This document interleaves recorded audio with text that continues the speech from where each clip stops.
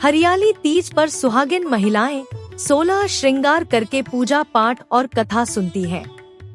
मान्यता है कि श्रावण माह के शुक्ल पक्ष तृतीया तिथि को देवी पार्वती की तपस्या से भगवान शिव प्रसन्न हुए थे और माता पार्वती को उनके पूर्व जन्म की कथा भी सुनाई थी।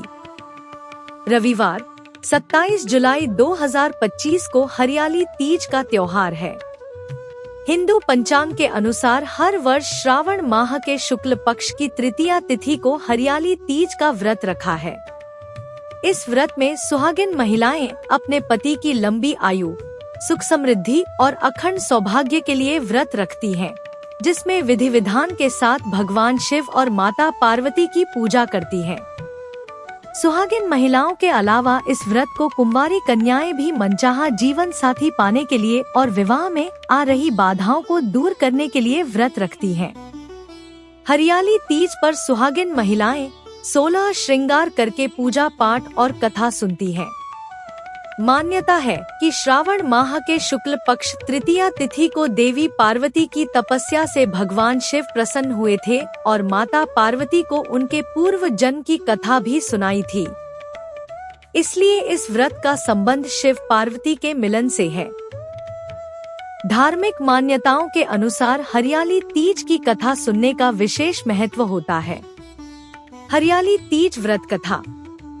शिव पुराण के अनुसार भगवान शिव माता पार्वती से कहते हैं कि हे पार्वती, बहुत समय पहले तुमने हिमालय पर मुझे पति के रूप में पाने के लिए घोर तप किया था। इस दौरान तुमने अन्नजल त्याग कर सूखे पत्ते चबाकर दिन व्यतीत किए थे। किसी भी मौसम की परवाह किए बिना तुमने निरंतर तप किया। तुम्हारी इस स्थिति को देखकर तुम्हारे पिता बहुत दुखी थे। ऐसी स्थिति में नारद जी तुम्हारे घर पधारे। जब तुम्हारे पिता ने नारद जी से उनके आगमन का कारण पूछा तो नारद जी बोले, हे गिरिराज, मैं भगवान विष्णु के भेजने पर यहाँ आया हूँ। आपकी कन्या की घोर तपस्या से प्रसन्न होकर वह उससे विवाह करना चाहते हैं। नारद जी की बात सुनकर पर्वतराज अति प्रसन्नता के साथ बोले, हे नारद जी, यदि स्वयं भगवान विष्णु मेरी कन्या से विवाह करना चाहते हैं तो इससे बड़ी कोई बात नहीं हो सकती। मैं इस विवाह के लिए तैयार हूँ।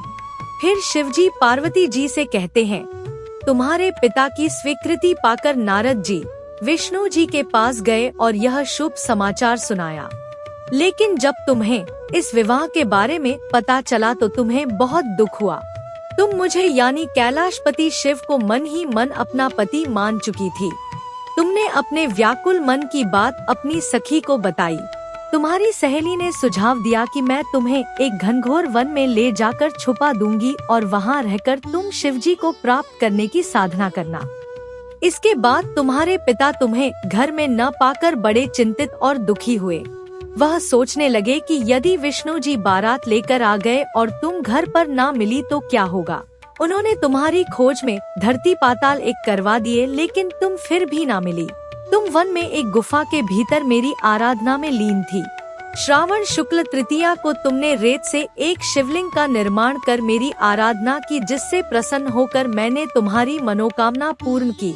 इसके बाद तुमने अपने पिता से कहा कि पिताजी, मैंने अपने जीवन का लंबा समय भगवान शिव की तपस्या में बिताया है और भगवान शिव ने मेरी तपस्या से प्रसन्न होकर मुझे स्वीकार भी कर लिया है।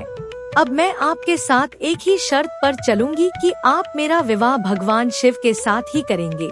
पर्वतराज ने तुम्हारी इच्छा स्वीकार कर ली और तुम्हें घर वापस ले गए। कुछ समय बाद उन्होंने पूरे विधि विधान से हमारा विवाह किया।